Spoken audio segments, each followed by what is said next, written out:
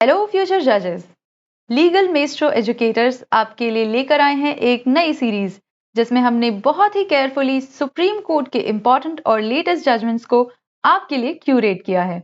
इससे पहले वाले दो वीडियोस में हम जनवरी 2024 के दो इंपॉर्टेंट जजमेंट्स डिस्कस कर चुके हैं और आज हम तीसरा सिग्निफिकेंट और इंपॉर्टेंट जजमेंट डिस्कस करने वाले हैं।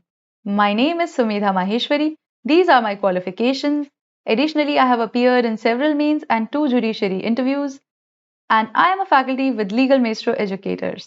So, let us see what this interesting case is. Raja Gondar and others versus M. Sin Godin and others.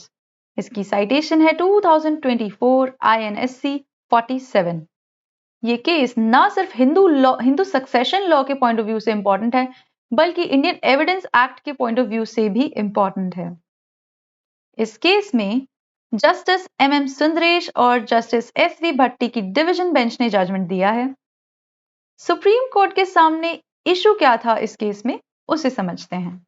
Whether children born out of void marriages would be entitled to share in the property of a common ancestor as his successors. क्या void marriages से born children को common ancestor की property में share का right है या नहीं?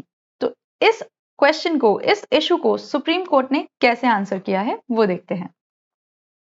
It was held that the appeal is allowed by passing a preliminary decree of partition.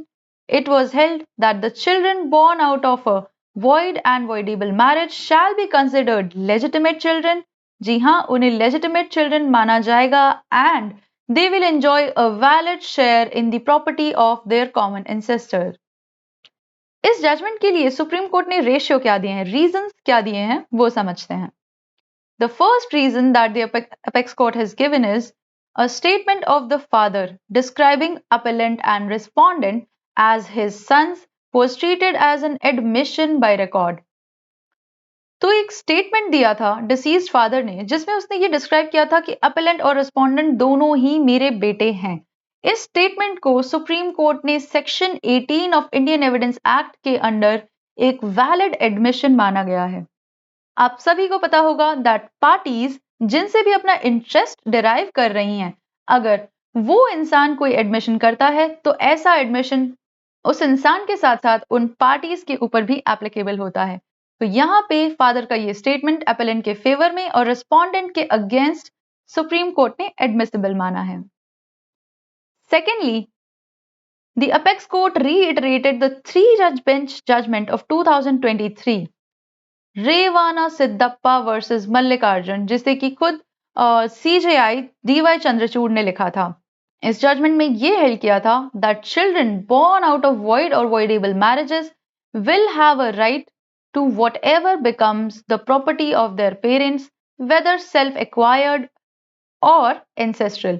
अगर पेरेंट्स ने अपनी एंसेस्ट्रल प्रॉपर्टी का शेयर एक्वायर कर लिया है और साथ साथ उनके पास में कोई सेल्फ एक्वायर्ड प्रॉपर्टी है, तो इन दोनों ही तरह की प्रॉपर्टीज में जो चिल्ड्रन हैं, whether they are born out of void और वॉइडेबल मैरिजेस, उनका शेयर माना जाएगा, उन्हें एक राइट एंटाइटल्ड होगा। So this is all about this judgment. Thank you for watching, and for more such interesting cases, kindly subscribe to Legal Maestro Educators.